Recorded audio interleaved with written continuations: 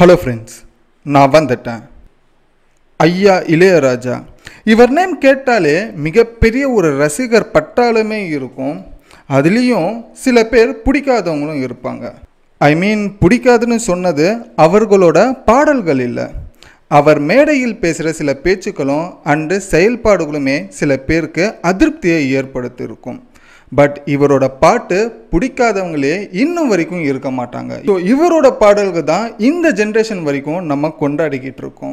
But ஆட்சின்னு ஒன்று இருந்தால் ராஜாக்கள் மாறுவார்கள். அது நாட்டுக்கு மட்டும் இல்லை, எல்லா துறைகளுக்கும் தான், அது இசைத்துறைக்கும் சேர்த்து தான் வரும். தமிழ் சினிமா ஐயா இளையராஜா வர்றதுக்கு முன்னாடி எப்படி இருந்தது, அவர் வந்ததுக்கு அப்புறம் எப்படி மாறிடுச்சு, இப்போ தமிழ் சினிமா எப்படி இருக்குது அப்படின்ற ஒரு சில விஷயங்களை தான் இந்த ஒரு வீடியோவில் தெரிஞ்சுக்க போகிறோம். ஸோ அது மட்டும் இல்லாமல் ஐயா இளையராஜா தமிழ் சினிமா வரத்துக்கு ரொம்ப சாதாரணமாக ரொம்ப ஈஸியாலாம் வரல. அவருக்கு பின்னாடி மிகப்பெரிய ஒரு கடுமையான சில விஷயங்கள் இருக்கவும் செய்யுது. ஸோ அப்படி கடுமையான காலங்கள் இளையராஜா ஐயாவுக்கு என்ன இருந்தது, அவர் அதெல்லாம் எப்படி கடந்து இன்னைக்கு த கிங் ஆஃப் மியூசிக்காக இந்த ஜென்ரேஷனுக்கு வரைக்குமே அவர் எப்படி நிலைச்சி நிற்கிறாரு அப்படின்ற ஒரு விஷயத்தை கம்ப்ளீட்டடாக ஒரு 10 நிமிஷத்தில் இந்த ஒரு வீடியோவில் ஐயா இளையராஜா பற்றி தெரிஞ்சுக்கலாம். பட் நான் முன்ன சொன்ன மாதிரி இந்த வீடியோ நீங்கள் பார்த்ததுக்கு அப்புறமா இளையராஜா ஐயாவை பிடிக்காதவங்களை கூட இந்த ஒரு வீடியோ கண்டிப்பாக பிடிக்க வைக்கும் அப்படின்ற ஒரு நம்பிக்கையில் தான் இந்த ஒரு வீடியோ நான் உங்ககிட்ட சேர்க்குறேன். ஸோ வாங்க வீடியோக்குள்ளே போகலாம். நான் தான் உங்களோட AB and welcome to our channel. இன்னும் நம்ம சேனலை சப்ஸ்கிரைப் பண்ணலாம், உடனே சப்ஸ்கிரைப் பண்ணிக்கோங்க. அப்போ தான் இது போல் தெரியாத பல விஷயங்களை நீங்களும் ஒரு 10 நிமிஷத்தில் தெரிஞ்சுக்க இந்த ஒரு வீடியோ உங்களுக்கு ஒரு வாய்ப்பாக இருக்கும். ஸோ மறக்காமல் உங்களோட சப்போர்ட்டை சப்ஸ்கிரைப்ன்ற ஒரு விஷயத்தில் காமிச்சிங்க. ஸோ ஃபர்ஸ்ட் விஷயம் ஐயா இளையராஜாவோட சின்னதாக ஒரு பயோகிராஃபி ஒன்று பார்த்தலாம். ஸோ ஐயா எப்போ பிறந்திருக்கார் அப்படின்னு பார்த்தீங்கன்னா ஜூன் 2, 1943, அதாவது சுதந்திரம் வரத்துக்கு முன்னாடியே ஐயா இளையராஜா தமிழ்நாட்டில் பிறந்திருக்காரு. ஸோ இவரோட தமிழ் சினிமாவோட இன்ட்ரோடக்ஷன் எப்போ அப்படின்னு பார்த்தீங்கன்னா மியூசிக் டைரக்டர் 1973 அன்னக்கிளி அப்படின்ற ஒரு படத்தில் இவர் முதல் முறையாக மியூசிக் டைரக்டராக அறிமுகமாகிறாரு தமிழ் சினிமாவுக்கு. ஸோ அதுக்கு அப்புறமா இவரோட அச்சீவ்மெண்ட்டை நம்ம பார்த்தோம் அப்படின்னாக்கா கிட்டத்தட்ட 1000 படத்துக்கும் மேலே இவரோட மியூசிக் டைரக்ஷன் பண்ணியிருக்காரு. கிட்டத்தட்ட எவ்வளோ பெரிய நம்பர் பாருங்கள், 1000 மூவிக்கும் மேலே இவர் மியூசிக் டைரக்ஷன் பண்ணியிருக்காரு தமிழ் சினிமாவில். அதுக்கப்புறம் கிட்டத்தட்ட 7000 பாடல்கள் வரைக்கும் இவரோட மியூசிக்கில் மட்டுமே வெளிவந்திருக்கு தமிழ் சினிமாவில். அதை தாண்டி இவர் லைஃப்பில் 20,000க்கும் மேலே இந்த ஸ்டேஜ் கான்சர்ட்ன்றது பண்ணியிருக்காங்க அவர் வாழ்க்கை முழுக்க. ஸோ கிட்டத்தட்ட 20,000 + 7,000 + 1000 அப்படின்னா இது எல்லாமே ஹியூஜ் நம்பர் ஒரு மியூசிக் டைரக்டருக்கு. ஸோ இந்த அளவுக்கு ஒரு மிகப்பெரிய ஒரு அச்சீவ்மெண்ட். அது தாண்டி ஒரு வருஷத்துக்கு கிட்டத்தட்ட 56 படத்துக்கு ஒரே வருஷத்தில் பாடல்களும் பேக்ரவுண்ட் ஸ்கோருமே பண்ணியிருக்காரு. ஸோ இதெல்லாம் ஒரு சாதாரண மியூசிக் டைரக்டர்ஸ்ன்றது பண்ண முடியாது. அந்த அளவுக்கு ஒரு மிகப்பெரிய ஒரு அச்சீவ்மெண்ட்ஸ் இவரோட லைஃப்பில் பண்ணிட்டு இருக்காரு. பட் இவர் லைஃப்பை தாண்டி தமிழ் சினிமாவுக்குமே இவரோட கான்ட்ரிபியூஷன் ரொம்ப ஒரு முக்கியமான ஒரு கான்ட்ரிபியூஷனாக இருந்தது. அதாவது இது எங்கேருந்து ஆரம்பிக்குது அப்படின்னு பார்த்தீங்கன்னா, ஸோ இந்த ஒரு அச்சீவ்மெண்ட்டுக்கு எல்லாத்துக்குமே ஒரு ஸ்டார்டிங் பாயிண்ட் எங்கே இருக்குது அப்படின்னு பார்த்தீங்கன்னா இளையராஜா ஐயாவுக்குமே ஒரு இன்ஸ்பிரேஷன்ன்றது ஒன்று இருக்குது. இளையராஜா ஐயா மியூசிக்குள்ள வரத்துக்கு ஒரு மோட்டிவேட்டராக ஒருத்தர் இருந்திருக்காரு. ஸோ எல்லாருக்குமே ஒரு மோட்டிவேட்டர்னு ஒருத்தர் இருப்பார். நம்ம இவரை மாதிரி வரணும், அவரை மாதிரி வரணும், இவர்னால தான் நான் இந்த ஃபீல்டுக்கு வந்தேன் அப்படின்றது எல்லாருக்குமே ஒரு மோட்டிவ்ன்றது ஒன்று இருக்கலாம். நிறைய பேர் ஹீரோஸ்க்கு எல்லாத்துக்குமே ஆல்ரெடியே ஒரு ஹீரோவை பார்த்து தான் வந்திருப்பாங்க அப்படின்றது சொல்லுவாங்க. ஸோ அதே போல் தான் இளையராஜா ஐயாவுக்குமே ஒரு இன்ஸ்பிரேஷன் இருந்தது. அது யார் அப்படின்னு பார்த்தீங்கன்னா MS விஸ்வநாதன். ஸோ நம்ம MSV அப்படின்றது சொல்லுவோம். ஸோ MS விஸ்வநாதன் ஐயா இவர் வரத்துக்கு முன்னாடி தமிழ் சினிமா அப்படின்னாலே இவரோட மியூசிக் தான் எல்லா இடங்களையுமே பரவலாக இருந்துட்டு இருந்தது. பட் இவரோட பாட்டு கேட்டு அதுக்கப்புறமா நம்மளும் தமிழ் சினிமாவில் போயிட்டு நம்மளும் ஒரு மியூசிக் டைரக்டராக ஆகணும்னு சொல்லிட்டு ஒரு முயற்சி எடுக்கிறவர் தான் இளையராஜா ஐயா. ஸோ இவரோட இன்ஸ்பிரேஷனும் அண்ட் இவரோட மோட்டிவ்னால தான் MS விஸ்வநாதனோட ஐயாவோட மோட்டிவ்னால தான் இளையராஜா ஐயாவுமே தமிழ் இண்டஸ்ட்ரிக்குள்ளே வந்தார். ஸோ இந்த ஒரு விஷயத்தை இளையராஜா ஐயாவே பல மேடைகளில் MS விஸ்வநாதன் ஐயாவை பற்றியே பேசியிருக்காரு. ஸோ இதுக்கு அப்புறமா 1970 இளையராஜா ஐயா முன்ன சொன்ன மாதிரி தமிழ் சினிமாவுக்கு இன்ட்ரோடக்ஷன் ஆகிறாரு அன்னக்கிளி படத்தில். அதுதான் அவரோட டெபியூட் ஃபிலிம் அப்படின்றது சொல்லலாம். ஸோ அதுக்கப்புறமா அவர் போடப்படுற எல்லா பாட்டுமே மிகப்பெரிய ஒரு சூப்பர் டூப்பர் ஹிட்ன்றதாகுது. ஸோ இது வந்துட்டு எம்எஸ் விஸ்வநாதன் ஐயாவோட பாடல்களை விடவே இவரோட இளையராஜாவோட பாட்டுகள் ப்ளஸ் மெட்டுக்கள் வந்துட்டு ரொம்ப கவர்ற மாதிரி இருந்திருக்கும். ஸோ அதனால அந்த காலத்தில் இருக்கிற எல்லா மக்களுமே இளையராஜா ஐயாவோட பாட்டை வந்துட்டு விரும்ப ஆரம்பிச்சாங்க. ஸோ ஜென்ரேஷன் அதுக்கப்புறமா மாறுது. பட் இது மட்டுமே வந்துட்டு இளையராஜா ஐயாவுக்கு வந்துட்டு ஒரு சக்ஸஸ் கொடுத்துதான்னு கேட்டிங்கன்னா கிடையாது. அந்த ஒரு 1970s வந்துட்டு அவருக்கு இன்னொன்று ஒரு மிகப்பெரிய ஒரு ஃபாலோவர்ஸ் சேர்றதுக்கான ஒரு காரணம் என்ன இருந்தது, அவரோட பாட்டு வந்துட்டு மக்கள்கிட்ட போய் ரொம்ப ஈஸியாக சேர்க்கறதுக்கான ஒரு விஷயம் என்ன இருந்ததுன்னா, டிவிடின்னு சொல்கிறோம்ல, அந்த விசிடி கேசட்டுன்னு சொல்லுவோம்ல, அந்த விசிடி கேசட் வந்துட்டு ரொம்ப பிரபலமாக வந்துட்டு அந்த டைமில் வித்துட்டு இருந்தாங்க. பட் அந்த ஒரு டைமில் வந்துட்டு இளையராஜாவோட ஐயா பாட்டு வந்துட்டு அவரோட பாட்டு எல்லாம் விசிடியில் வந்துட்டு ரெக்கார்ட் பண்ணி இன்னும் பல பேருக்கு வந்துட்டு அந்த விசிடி ரெக்கார்டர்ஸ் வந்துட்டு போய் சேர ஆரம்பிச்சது. அதுக்கப்புறமா இன்னும் அதிக அளவில் இளையராஜாவோட பாட்டு பல இடங்களில் போய் ஈஸியாக சேர ஆரம்பிச்சது. அதுக்கப்புறமா எல்லாருமே கேட்க ஆரம்பித்தாங்க. அதுக்கப்புறமா இளையராஜாவுக்குன்ற ஒரு தனி ஃபேன் பேஸே வந்துட்டு இது மூலிமா உருவாக ஆரம்பிச்சது. ஸோ அதுக்கு அப்புறமா இளையராஜா ஐயாவோட 400th ஃபிலிம் 400வது படம் வந்துட்டு நாயகன் படம். ஸோ அந்த ஒரு நாயகன் படத்தில் வந்து இளையராஜா ஐயா மியூசிக் போட்டு அதுக்கப்புறமா ரிலீஸ் ஆகுது. அதுவுமே ஒரு மிகப்பெரிய ஒரு ஹிட்டுன்றது ஆகுது. அந்த ஹிட்டுக்கு அப்புறமா இவருக்கு வந்துட்டு சில ஹேட்டர்ஸ் வந்துட்டு உருவாக ஆரம்பிக்கிறாங்க. எதுக்காக ஹேட்டர்ஸ் உருவாக்க ஆரம்பிக்கிறாங்கன்னா, இதுக்கு முன்னாடி எம்எஸ் விஸ்வநாதன் ஐயா வந்துட்டு மியூசிக் போட்டுட்டு இருந்தாங்க. அவரோட ஃபேன்ஸ் வந்துட்டு இளையராஜா ஐயாவை வந்துட்டு ஹேட் பண்ண ஆரம்பிச்சாங்க. ஆப்வியஸ்லி இது நடக்கிறது தான் ஒவ்வொரு ஜென்ரேஷனுக்குமே. இதனால பல பிரச்சனைகள் வந்துட்டு இளையராஜா ஐயா வந்துட்டு ஃபேஸ் பண்ண ஆரம்பிச்சாங்க. இவர் எதுக்கு மியூசிக் போறாரு, இவர் மியூசிக்லாம் நல்லாவே இல்லை அப்படின்ற மாதிரி நிறைய பேர் வந்துட்டு இளையராஜா ஐயாவுக்கு வந்துட்டு அகேன்ஸ்டா பேச ஆரம்பிச்சாங்க. ஸோ இந்த மாதிரி ஒரு பிரச்சனைகள் எல்லாமே இளையராஜா ஐயா வந்துட்டு சமாளிச்சுட்டு அதுக்கப்புறமா 1990ஸ்க்கு அப்புறமா மக்களோட டேஸ்ட் வந்து மியூசிக்ல மாற ஆரம்பிக்குது. ஸோ அந்த மாதிரி மாற ஆரம்பிக்கும் போது இளையராஜாவோட ஐயா 1990ஸ்க்கு அப்புறமா மிகப்பெரிய ஒரு பிஸியான ஒரு மியூசிக் டைரக்டர் ஆயிட்டாரு. அது எந்த அளவுக்கு பிஸியான மியூசிக் டைரக்டர் அப்படின்றது பார்த்தோம்னா, ஏதாச்சும் ஒரு ப்ரொடியூசரோ புது டைரக்டரோ வந்துட்டு ஒரு படம் எடுக்கிறாங்க அப்படின்னாக்கா அவங்களோட படம் டெஃபினட்டாக 100% சக்ஸஸ் ஆகணும் அப்படின்னு இருந்தால் அதில் முக்கியமாக 2 பேர் தேவைப்படுவாங்க ஒரு படத்தில். அதில் ஃபர்ஸ்ட் யார் அப்படின்னு பார்த்தீங்கன்னா, மியூசிக்கில் கண்டிப்பாக இளையராஜா ஐயா மியூசிக் இருக்கணும்.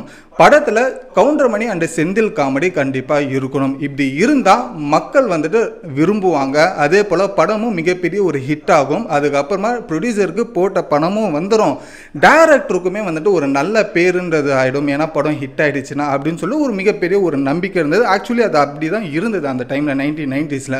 ஸோ இதனால் வந்துட்டு இருக்கிற எல்லா புது ப்ரொடியூசருமே எல்லா புது டைரக்டர்ஸுமே மிகப்பெரிய ப்ரொடியூசர் ஆல்ரெடி இருந்தவங்க எல்லாருமே மியூசிக்காக இளையராஜா ஐயாவோட ஸ்டுடியோவில் பல நாட்கள் வெயிட் பண்ண கதை எல்லாமே இருக்குது. ஸோ ஏன்னா அந்த அளவுக்கு எல்லாருக்கிட்டேயுமே வந்துட்டு மியூசிக் வந்துட்டு அவங்க கேட்குற அளவுக்கு எல்லாத்துக்குமே பேக்ரவுண்ட் மியூசிக்காக இருக்கட்டும், பாடல்களாக இருக்கட்டும், முடிஞ்ச வரைக்கும் இளையராஜா ஐயா இருக்கிற கேட்டவங்க எல்லாருக்குமே வந்துட்டு கொடுத்துக்கிட்டு தான் இருந்தாங்க. பட் சில பேர் வெயிட் பண்ணிட்டும் இருந்தாங்க அப் டு டேட். ஏன்னா இருக்கிற முன்னாடி இருக்கவங்க எல்லாருக்குமே கொடுத்த கமிட்மெண்ட்டை முடித்து அடுத்தவங்களுக்கு அது பண்ணி கொடுக்கணுன்றதுக்காக சில தாமதங்களுமே ஆகி இருந்தது. பட் இந்த தாமதம் ஆகிட்டு இருக்கிற ஒரு காலத்தில் ஒருத்தர் வந்துட்டு வேற மாதிரி ஒரு விஷயத்தை யோசிக்க ஆரம்பித்தார் மியூசிக் இண்டஸ்ட்ரியில். அது யார் அப்படின்றத பார்த்தோன்னா வந்துட்டு கே பாலச்சந்தர் ஐயா. எஸ், அவர் வந்துட்டு 1990ஸ்ல அவருக்குன்னு சொந்தமான பேனர் ஒன்று ப்ரொடக்ஷன் கம்பெனி ஒன்று ஆரம்பிக்கிறார். அதுதான் கவிதாலயா அப்படின்ற ஒரு ப்ரொடக்ஷன். ஸோ இந்த ப்ரொடக்ஷனுக்கு கீழே வந்துட்டு இளையராஜா ஐயா கிட்ட வந்துட்டு பாலச்சந்திர ஐயா வந்து போய் மீட் பண்ணுறாரு. இந்த மாதிரி நான் ஒரு பேனர் ஒன்று புதுசாக ஒன்று ஆரம்பிச்சிருக்கேன், நான் தான் ப்ரொடக்ஷன் ஒன்றும் பண்ண போகிறேன், கவிதாலயா அப்படின்ற ஒரு பேனருக்கு கீழே. ஸோ மியூசிக் வந்து நீ தாம்பா கொஞ்சம் பண்ணி கொடுக்கணும்னு சொல்லிட்டு பாலச்சந்திர ஐயா வந்துட்டு இளையராஜா ஐயாவுக்கு ஒரு ரெக்வஸ்ட் வைக்கிறாரு. ஸோ இளையராஜா ஐயாவும் சரி நான் பண்ணுறேன் அப்படின்ற ஒரு விஷயம் சொல்லி கொஞ்சம் நீங்கள் வெயிட் பண்ணுங்கள், இருக்கிறவங்க எல்லாத்தையுமே நான் பண்ணி கொடுத்துட்டு உங்களுக்கு நான் வந்துட்டு பண்ணுறேன் அப்படின்ற மாதிரி இளையராஜா ஐயாவும் சொன்னதுக்கப்புறமா அதுக்கு பாலச்சந்திர ஐயா என்ன சொன்னார்னா, நீ இப்போது எல்லாத்தையுமே பண்ணிட்டு வரணும்னா கொஞ்சம் டிலேன்றதாகும். பட் அதனால் நான் சொல்கிற மாதிரி நீ கொஞ்சம் பண்ணி கொடுத்தனா என்னோட வேலை முடியும்னு சொல்லிட்டு கே பாலச்சந்திர ஐயா ஒரு ஐடியா ஒன்று கொடுக்குறாரு. என்ன அப்படின்னு பார்த்தீங்கன்னா, அவர் எடுக்கப்படுற முதல் ப்ரொடக்ஷன் படத்தில் வந்துட்டு பாடல்கள் மட்டும் புதுசாக இருக்கட்டும், பேக்ரவுண்ட் ஸ்கோர் பொறுத்த வரைக்கும் எல்லாமே பழையசாவே நீ போடு, ஆல்ரெடி நீ வச்சுக்கிட்டு இருக்கிற பேக்ரவுண்ட் ஸ்கோரே வந்துட்டு நீ போடுப்பா அப்படின்னு சொல்லி பாலச்சந்திர ஐயா வந்துட்டு ஒரு விஷயத்தை அட்வைஸை கொடுக்குறாரு. ஸோ இது முதல்ல வந்துட்டு இளையராஜா ஐயாவுக்கு வந்துட்டு இதில் உடன்பாடு இல்லைன்னாலும் சரி சரி பாலச்சந்திர ஐயாவே சொல்லிட்டாரு அப்படின்னு சொல்லி அவரோட வயசுக்கு மரியாதை கொடுத்து என்ன பண்ணான்னா இது ஒரு அரை மனசாக தான் அவர் ஒத்துக்க ஆரம்பித்தார். சரி ஒத்துக்க ஆரம்பித்ததுக்கு அப்புறமா ஒரு படமும் கவிதாலயா பேனருக்கு அப்புறமா அந்த படம் ரிலீஸ் ஆச்சு. அதுவுமே சூப்பர் டூப்பர் ஹிட்டுன்றதும் அந்த படமும் அந்த பாட்டுமே ஆயிடுச்சு. பட் அந்த ஹிட் ஆனதுக்கு அப்புறமா பாலச்சந்திர ஐயாவுக்கு வந்துட்டு ஒரு மிகப்பெரிய ஒரு பேருன்றது ஒன்று இருந்தது. பட் அதில் ஒரு நெகட்டிவான ஒரு ஷேட் வந்துட்டு இளையராஜா ஐயாவுக்கு வந்தது. எதுக்காக அப்படின்னு பார்த்தீங்கன்னா படம் பார்க்குற எல்லா மக்களுமே பாட்டு மட்டும் இளையராஜா புதுசாக போட்டார், பட் பேக்ரவுண்ட் ஸ்கோர் எல்லாமே ஆல்ரெடி வேற ஒரு படத்தில் கேட்ட மாதிரியே இருந்தது. ஸோ அதனால வந்துட்டு இளையராஜா ஐயாவுக்கு வந்துட்டு மியூசிக் நாலேஜ் ரொம்ப கம்மியாயிடுச்சு போல இருக்குது. இதுக்கப்புறமா வேற ஒரு ஆளாக தான் தமிழ் சினிமா பார்க்கணும் போல இருக்குன்னு சொல்லிட்டு இந்த மாதிரி ஒரு நெகட்டிவ் தாட்ஸ் வந்துட்டு இளையராஜா ஐயா மேலே வந்துட்டு வைக்கப்பட்டது. ஸோ இதனால வந்துட்டு ரொம்பவே ஒரு வெக்ஸானார் இளையராஜா ஐயா. ஸோ அதுக்கப்புறமா ஒரு ஃபர்ஸ்ட் பேனரில் இருக்க கவிதாலயா மிகப்பெரிய ஒரு ஹிட் ஆனதுக்கப்புறமா இதே பாலச்சந்திர ஐயா வந்துட்டு செகண்ட் அவரோட பேனருக்கு வந்துட்டு படம் பண்ணுறதுக்காக இளையராஜா ஐயா கிட்ட போயிருந்தார். ஸோ அவர் போனதுக்கப்புறமாப்பா இதே மாதிரி இன்னொன்று ஒரு படம் ஒன்று பண்ணணும், ஸோ சேம் ஸ்ட்ராட்டஜி தான், புது பாட்டு மட்டும் எனக்கு பண்ணி கொடுத்துரு, பேக்ரவுண்ட்லாம் பழைய பேக்ரவுண்டே பண்ணி கொடுத்துருப்பா அப்படின்னு சொல்லி பாலச்சந்திர ஐயா சொன்னதுக்கு அப்புறமா அதுக்கு வந்துட்டு இளையராஜா ஐயா என்ன சொல்கிறாரு அப்படின்னாக்கா, இல்லைங்க இந்த மாதிரி நீங்கள் ஒரு ஸ்ட்ராட்டஜி சொன்னால் நான் கண்டிப்பாக பண்ண மாட்டேன், நீங்கள் வெயிட் பண்ணி எங்கிட்ட பாட்டு வாங்குன்னா வாங்குங்க, அப்படி இல்லைனா நான் கவிதாலயா பேனருக்கு நான் படம்ன்றது பண்ண மாட்டேன், எனக்கு டைம் கிடைக்கும் போது தான் நான் பண்ணுவேன் அப்படின்ற ஒரு விஷயத்த சொல்லிட்டாங்க. ஸோ இப்போது பாலச்சந்திர ஐயா வந்துட்டு என்ன பண்ண அடுத்த ஒரு மியூசிக் ஒன்று வேணுமே. ஸோ எல்லா டேரக்டர்ஸ் எல்லா ப்ரொடியூசருமே வந்துட்டு இளையராஜா ஐயா கிட்டே வந்துட்டு இருக்காங்க. ஸோ ஆல்டர்னேட்டிவாக இன்னொன்று ஒரு ஆப்ஷனை நம்ம பார்த்தாகணும் அப்படின்னு சொல்லிட்டு அதுக்கு அப்புறமா 1990s அப்புறம் இன்னொன்று ஒரு லெஜண்ட் உருவாக்குனார். அதுதான் வந்துட்டு ஏஆர் ரஹ்மான் சார். ஸோ அந்த ஏஆர் ரஹ்மான் சார் வந்துட்டு என்ன பண்ணியிருந்தாருன்னா அந்த டைமில் அப்போ தான் அவர் வளர்ந்து வந்துட்டு இருக்கார். அவரோட ஃபர்ஸ்ட் டெபியூட் ஃபிலிம் எல்லாருக்குமே தெரிஞ்சது தான் ரோஜா. ஸோ அந்த ஒரு படத்தில் கேட்குற பாடல்கள் ஆல்ரெடி எம்எஸ்வி விஸ்வநாதன் ஐயா பாட்டோடவே பெட்டராக வந்துட்டு இளையராஜா பாட்டு இருந்தது. இப்போ இளையராஜா பாட்டை விடவே பெட்டராக வந்துட்டு இந்த ரோஜா படத்தில் வர ஏஆர் ரஹ்மான் சாரோட பாட்டு பயங்கரமாக இருந்தது. ஸோ அப்படியே மக்கள் வந்துட்டு ஏஆர் ரஹ்மான் யூஸ் பண்ணுற அந்த இன்ஸ்ட்ருமெண்ட்டாக இருக்கட்டும், அந்த மியூசிக்கோட எத்திக்ஸாக இருக்கட்டும், அது கேட்கறதுக்கான அந்த ஒரு ஃப்ரெஷ்னஸ் இருக்கட்டும், எல்லாருமே வந்துட்டு இதை விரும்ப ஆரம்பித்தாங்க. அது மக்கள்கிட்ட போய் சேர்றதுக்கு பென் டிரைவ்ஸ் இருந்தது, இன்டர்நெட்ஸ்ன்றது இருந்தது. ஸோ அது இன்னும் அடுத்த ஒரு லெவலுக்கு ஏஆர் ரஹ்மான் சாரை கொண்டு போச்சு மக்கள்கிட்ட. ஸோ மக்கள் நிறைய பேர் ஏஆர் ரஹ்மான் சாரோட சாங்கை வந்துட்டு கேட்க ஆரம்பிச்சதுக்கான ஒரு வாய்ப்புகள் அதிகமாக கிடைக்க ஆரம்பிச்சது. அதுக்கப்புறமா நிறைய ப்ரொடியூசர்ஸ் அண்ட் நிறைய டைரக்டர்ஸ் அப்படியே ஸ்ப்ளிட் பண்ண ஆரம்பித்தாங்க. சில பேர் இளையராஜா வேணும்னு சொல்லிட்டு இளையராஜா பக்கம் போனாங்க, சில பேர் ஏஆர் ரஹ்மான் இருந்தால் ஓகே அவர் நல்லா தான் பண்ணுறாருன்னு சொல்லிட்டு அந்த டைமில் ஏஆர் ரஹ்மான் சைடுமே வந்துட்டு சில பேர் போக ஆரம்பித்தாங்க. ஸோ அதுக்கப்புறமா ஏஆர் ரஹ்மான் சாரோட வெற்றியை பற்றி நம்ம சொல்லவே தேவையில்ல, அதுக்கப்புறம்லாம் நம்ம பிறந்துட்டோம். ஸோ மீன்மேல் இது வரைக்குமே எல்லாருக்குமே தெரிஞ்சது தான் ஏஆர் ரஹ்மான் சார் வந்துட்டு எந்த அளவுக்கு ஒரு அச்சீவ்மெண்ட் பண்ணியிருக்காரு, அவரோட பாட்டு எந்த அளவுக்கு ஒரு மிகப்பெரிய ஒரு ஸ்ட்ராங்கான பாடல்கள் மோட்டிவேஷன் பாடல்கள்லாம் இருக்குன்றது நான் சொல்லி அது தெரிய அவசியம் இல்லை.